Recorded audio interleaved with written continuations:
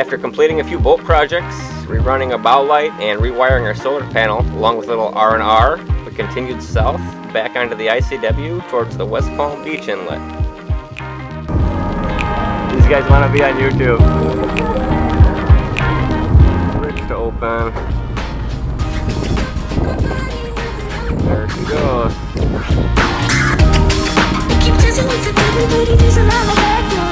After a quick little snack, we got off the ICW and hit the ocean. Sometimes the inlets can be a little rough and a little bouncy, which you see here, but once we got out there, it calmed down. I don't know, these guys reminded me of like a James Bond flick or something, so I threw it in here. May I have your ship position?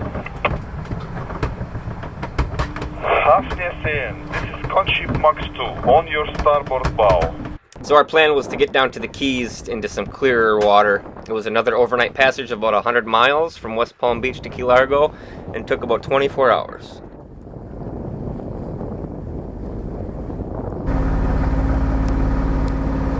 We did stop at Carey's Fort Lighthouse for a little snorkel. Unfortunately, our GoPro took on water and we lost all our footage. You see our chain in the water. Just dropped anchor. And we are over here by Key Largo. We're on our way to shore. It's hot as fuck out, but we're gonna do it. We're at the Key Largo market getting some mahi, salmon and shrimp. So this is the Key Largo's fishery, which we always love to stop at when we're down there. It's really fun stopping at the local places that we've been to before, but doing it on a boat, it's just kind of a different experience. We just saved an iguana's life. We're at Anchorage and we're pretty far from shore, as you can see. And he looked like he was struggling, so give him a life raft. We threw a life raft in there. He's hanging out. They are partying on the sandbar.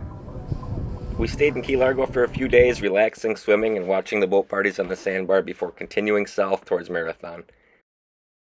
We had expected 30-knot winds coming, so we wanted to get to a more protected anchorage, which we ran aground trying to get to.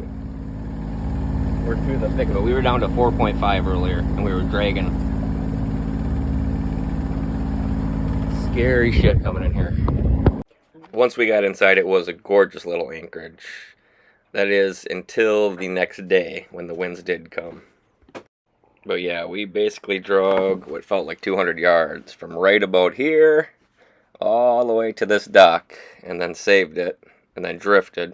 So we pretty much drifted into this freaking dock, and this is where we're hanging out at somebody's vacation home until we either get kicked off or the wind dies. But yeah, sustained 30-mile-per-hour winds for the next 3 days. Peanut butter syrup. Bet you never had that before. With pumpkin pancakes. Yummy. Those are dinner rolls. Yum.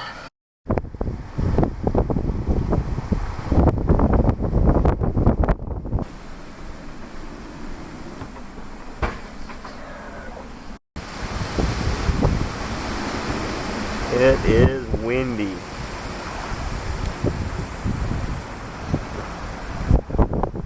They called the cops on us, and they just showed up. They're gonna call the owners here, but they're saying we're trespassing and we need to leave. But we took it as a sign, and we were happy we left. Greeted with dolphins at our new anchorage, and had a great few days at the new 7-mile bridge anchorage on the west end of Marathon. After a few days in Marathon, we decided to head north to the Everglades to see some wildlife, mostly alligators. Glass out today. It's nothing but crab pots for as far as you can see. It's pretty sickening. However, it was mostly uneventful. Our 6-foot draft did not allow us to get very deep, so we pretty much just had water around us. It was an amazing evening though. Tons of stars, 16 shooting stars we saw, and I saw bioluminescence for the first time, which was a truly amazing sight. Here's Cape Sable. We did walk Cape Sable Beach there, but after a few days of the Everglades, we decided to sail back to Marathon, where we resupplied with groceries and water, before turning around again and heading north, past the Everglades up to the 10,000 Islands.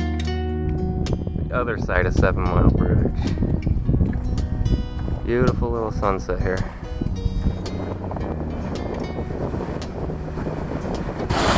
We're sailing today.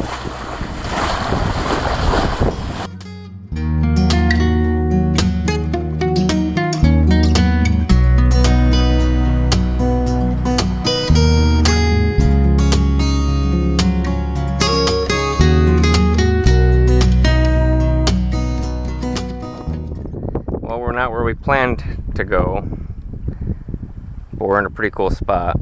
We tried to get into look at a slip here in the 10,000 Islands, and we ran aground in 3.5 feet of water. Yep, we ran aground again, but I will say the nice thing about running aground, the more you do it, the less stressful it becomes.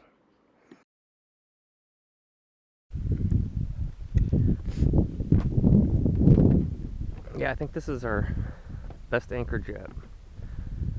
This is our 3rd night here. It's glass in the morning, glass in the evening. Just glass out this morning.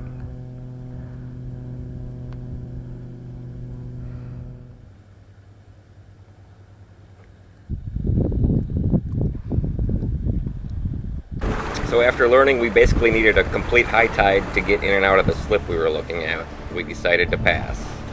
We found a used motor, 6-horse motor on Marketplace. We decided to head north towards Cape Coral.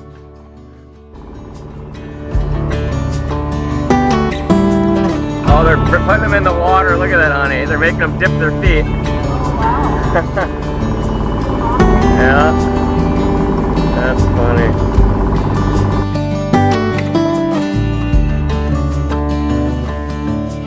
It was about a 75-mile sail from the 10,000 Islands to Cape Coral, so we decided to stop about halfway and anchor just off the coast of Naples. I'm gonna find Naples.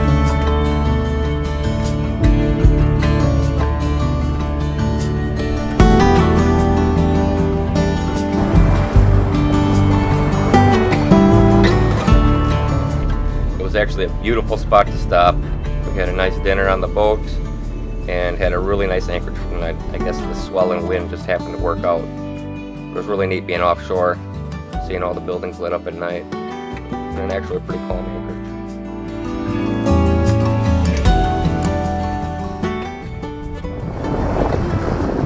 Just left, about 8 o'clock, 8:30.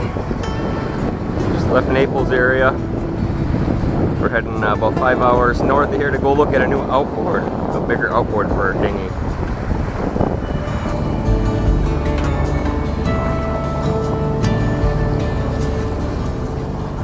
Motoring up the Caloosahatchee River was a zoo. I've never seen more boats.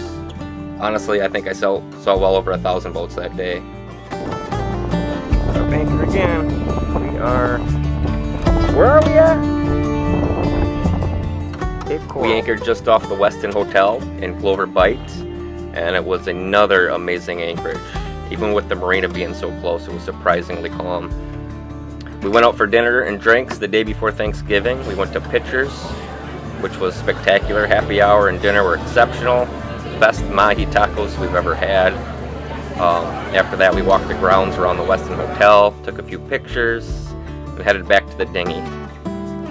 As we were walking back to our dinghy, the owners of $1 million power yacht invited us aboard for sundowners and conversation. We were sort of taken back when they expressed that we are living their dream. But it was a perfect ending to a perfect day. And it reminded us that even being a liveaboard sailor can be extremely uncomfortable and unforgiving. It's a life many people dream of. Something I know I definitely take for granted. The night before Thanksgiving. Happy Thanksgiving, y'all.